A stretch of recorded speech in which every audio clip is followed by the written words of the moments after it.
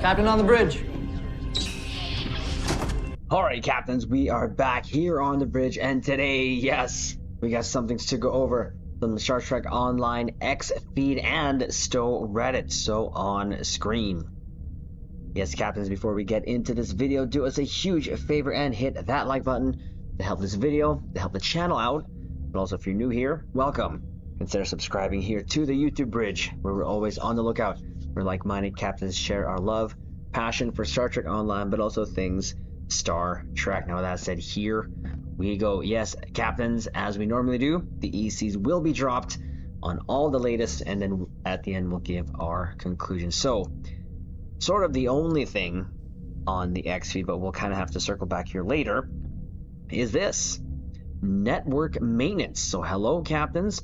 Due to a network maintenance, services on the ARC platform and on our website won't be available on Thursday, June 5th, so that's the drop of this video, from 5 to 9 a.m. Pacific time. Now, it says here, during this time, you won't be able to log into Star Trek Online via ARC or make purchases on ARC or on our websites. Thank you for your patience. So, there you go. I believe you can still launch your Star Trek Online via the files. I haven't done that in a long time. Captains, if you know a way around that, maybe comment below. Again, it's been a while. Those who are through Epic, well, you can go through that way. We're through ARC, but this is not going to really affect us because we're going to be at work anyways. So, again, there you go. Maintenance, again, as a drop of this video, it might still be going on depending on when you see this. So, there is that. Now, that is kind of it from the X feed, but we're gonna go now to STO Reddit. And first up is this. Again, I always, when I'm at work during breaks or whatever, I'm always looking at STO Reddit, because sometimes, especially lately, I'm not gonna lie, the news I've been actually getting more from STO Reddit rather than the actual X feed. But I know that we did a video a couple weeks ago. They will be migrating to a Discord, so hopefully it's going to be a lot better, but we're going to have to also drop some ECs in a bit here regarding how things are now. But anyways, so this is from Cookie Clan Predator. Notes here, 3 fleet credits for 1 dilithium. So it says here, hello, I am playing on PC, so I do not know if this is true or for consoles or not, but I wonder if I'm going crazy or just have not noticed it before. But you currently get 3 fleet credits per 1 dilithium. Before, this was a 1-1. Okay, so if this is a change, and our good friend Spencer already covered this, but I did see this, like I said, on STO Reddit earlier in the day there. Why was that not mentioned in anything in the patch notes? Now we're gonna go scroll down here, and as you can see here, just a window showing 1 dilithium. Yeah, 3 fleet credits. So that's really good. That's actually giving us a little bit more bang for our dilithium. Now, if they change it, I find it very bad that they did not announce it, or perhaps this was not supposed to happen. If this change happened a while ago, please tell me. Yeah, so. And then there's an edit here. So thanks to Volcorian for letting me know that Bordicus confirmed that it was intended. So we're going to go here to this link here. And this is, again, kind of one of my contentions here. Their updates are kind of all over the place. It's like Xfeed, ArcSight, Blue Sky, or STO Reddit. Like, I understand Deca is still getting their feet wet, but almost 2 years in, and at this point, I've made this point before to Counselor Sana, all the news is not coming out in one point. And the purpose of maybe even me doing these news videos, update videos, is to hype the STO content. It's kind of hard to, and what happens is, well, we saw it right here. If they change it, I find it very bad that they not announce it, because there's no hype, and it's like just by accident people are finding out. But anyways, that's just my 2 ECs in that. But let's read here what Bordicus says. So some players have already noticed this, but a fairly substantial update Like, it's a substantial update. He even says it. And I'm gonna go back to Xfeed. So there was patch notes, right? No mention whatsoever of it. Even in the general, it could have just been a line: substantial update to fleet credits contribution. Bam, done. That's all you had to say. 3:1 ratio. Bam. And this was a patch that was for the new update. So, anyways, I'll just keep going. So, substantial update to fleet credits went live with yesterday's update. The lithium contributions now reward fleet credits at a 1:3 ratio instead of the former 1:1. So that's great. Again, that's awesome. But why not is it put in the patch notes? Right? So here it is. So some more here. So this change was made in an attempt to further incentivize fleet holding contributions and Armada by extension as a way of adjusting the dilithium economy. Let's see how it pans out. So that's great. You're addressing the dilithium backup. That's awesome. But why not let everyone know?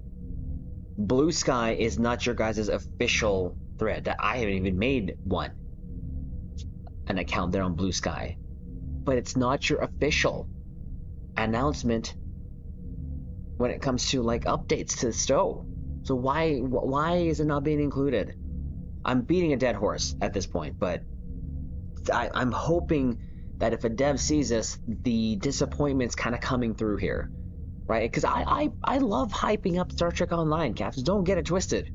I love hyping Star Trek Online. I love covering the updates because it gets me hyped. It keeps me going, you know, interested in Star Trek Online. But when you kind of do these things here and there and you don't actually drop it in official lines, and the way you get it is through content creators such as, you know, casual SAB, myself, or fellow captains there, just because, hey, did you know? It kind of looks bad, in all honesty. So, anyways. Now, I'm going to go, speaking of Spencer, aka Casual SAB, he actually responded there. So, any chance the 10 mil fleet credit cap can be raised? Bit quick to hit now for those feeling larger upgrades with bonus pools active. So he's showing, man, he's already there. And then Bordicus responds, I mean, sure, but I wonder if you can tell me why you aren't spending any. Really? That is a very... I'm trying not to, and I'm not trying to be rude by any means, but like, Bordicus should know. Spencer has been a long time player in STO, and he also, like, Spencer was on a podcast called The Show years ago when I first started, and he was playing then. But here he responds and says, I have all the fleet gear I want and can't move my fleet fill DIL vouchers to alts, so the options left are consumables or DOFs. That's not a lot, right? That's not a lot. So I'm gonna leave it at there, but I'm gonna leave this link, of course, and anything that we cover in any of our videos in the description below. But this again is going to speak to two things, right? Again, beating a dead horse. Why not what's in the patch notes? Secondly, the fact that we're being asked, especially Spencer, to a longtime player, why aren't you spending it? Because we have everything that we need. So what does that bring up? We need more stuff introduced into the fleet so that we can spend more, whether it be gear or whatever, upgrades or more power creep. Sure, just add it in. But even then, it may not be enough. It's great. Don't get it twisted. It's great that they're trying to make an effort, but I'm trying to be as be as kind as I can. But for all this stuff, it just seems so easy to roll out in terms of communication, and also should be very obvious on why we're not spending fleet credit, because we mostly have everything that we need. So there is that. So that's the ECs on that. So there you go, Caps.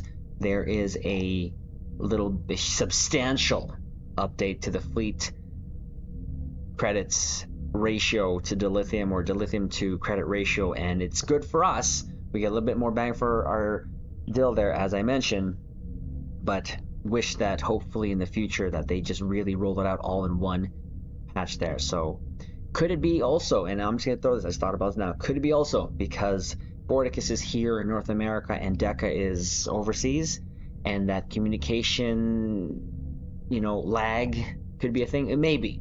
Let me know your thoughts, caps below.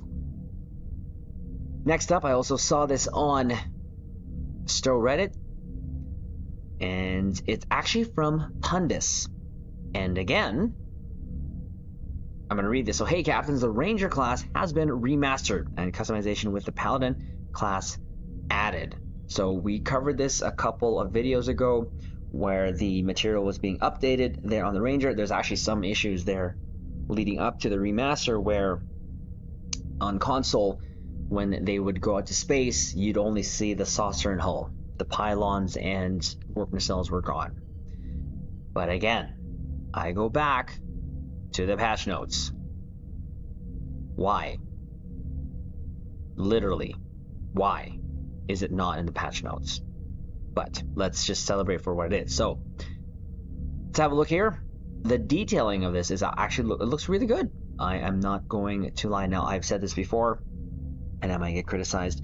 I am not a huge fan of the TOS design, but it is what it is, and that's how it's, well, of course, that's how Star Trek all started. But I appreciate the effort that they're putting in here to not just, the newer ships, but the older ships, the TOS ships, and they're looking pretty good. I'm not gonna lie, they look pretty good. So some more here from Pundis. So he has a blue sky thread with more information and details if you're curious, but the TLDR is, so remastered with materials added. The bulk of the work was done by Raymond Matas, a fellow ship artist. I just added the new nacelles. Customizes with the Paladin, which itself needs the Paladin Temporal Battlecruiser to unlock, and vice versa, with the Ranger needing the Ranger Temporal Battlecruiser. New nacelle options added for each ship. Ranger has beta nacelles matching the Cage/Pilot nacelles, and Paladin has Vanity nacelles with solid Bizarre collectors to work with the Vanity shields. There's a minor bug with the randomize button right now. I've fixed it internally, so that's good. Edits, Thomas has his own thread for more specific behind-the-scenes details on the art direction and inspirations behind the Ranger class remaster. So we're going to first go to Pundis' thread on Blue Sky. Again, why is this not on the at least on the X feed? Right? That's your guys' official news. You're still putting all the updates here on X feed. So why not put it here? Why are you putting it on Blue Sky? Anyways, let's go here. So, good morning, captains. With the release of Heart of the Matter, the Ranger class has received a visual update and remaster to bring it in line with the Constitution and Pioneer classes. This update also adds customization options with the Paladin class. These were added by Raymond Matas, as mentioned in the previous blog. So, again, there is the shot of that looking pretty good, of the Ranger, and here is the Paladin. Now, I am not a huge fan of the Paladin. Not gonna lie, I hate to even say it, it kind of reminds me of like a mini J. We'll just leave it at that, but I just don't like it. But again, some captains do, and that's okay. I was actually thinking for a hot minute, possibly me picking up the Ranger as a ship idea or a ship build or video, because I can actually get this at a tier 5 if I'm not mistaken. If not, then maybe I will just pick it up regardless, because it just adds to the TOS fleet, and I don't mind the look of this, to be honest. So somewhere here, additionally, like with the Echelon class, a Vanity option has been added to the Paladin class to allow you to use materials and Vanity shields that affect the Bizarre collectors. In that vein, Ranger beta nacelles have been added as well, with Pilot the Cage style nacelles. We'll have a look here. There's a shot of it there, and then there's that Cage style with the pointy thingies. Yes, that's a technical term, with the pointy thingies sticking out of the Bizarre collectors. little bit more here. So these updates are free to owners of the Paladin and Ranger Temporal battlecruisers, respectively. Note that each ship unlocks its own customization option, so both are required to kit bash between the two ships. So saying you need to buy the two ships, you need to buy them. So there is that. Now we're going to look at some of the cross kit bashability here. So you have the Paladin with its saucer and nacelles using the Ranger sort of pylons and little get up here, and I think that works. In all honesty, that actually does look a little better in my opinion, rather than the swooping back pylons that kind of look a little spindly, and then you have that little almost teardrop looking centerpiece there. So that kind of works a little better in my opinion. Now we'll go the other way around. You have the Ranger nacelles and Ranger saucer, but with the Paladin pylons. That doesn't work so much for me, in my opinion. So I would rather just go straight up TOS. I'm not going to even lie. If I get this, I might as well go just straight TOS, because I just don't like this, and it doesn't look like it's connecting quite right here from the Paladin attachment point to the saucer. So, but that is an option, and there you go with that. So additionally, there was a thread by Thomas, so we'll go over there again. It's on Blue Sky. I wanted to share some images of the Ranger Remaster. I'm very pleased with how this turned out. The idea was to update the Ranger to be in line, of course, with the recent updates we made to the Constitution and Pioneer, but also mixing in more mid-century modern detailing. And again, it was by Raymond Mattis. Great looking shot here. I'm not gonna lie, probably gonna be what the thumbnail is for this video. But we'll go in here. So I think there's a misconception that TOS era must mean low detail and super simple shapes. But when you look closely at the TOS Enterprise, you'll see a lot of hidden elegance and mid-century modern touches. I asked Raymond to look at 60s cars and aircraft to get inspiration for the Ranger update. So that's pretty cool. Here's another shot here of the Ranger.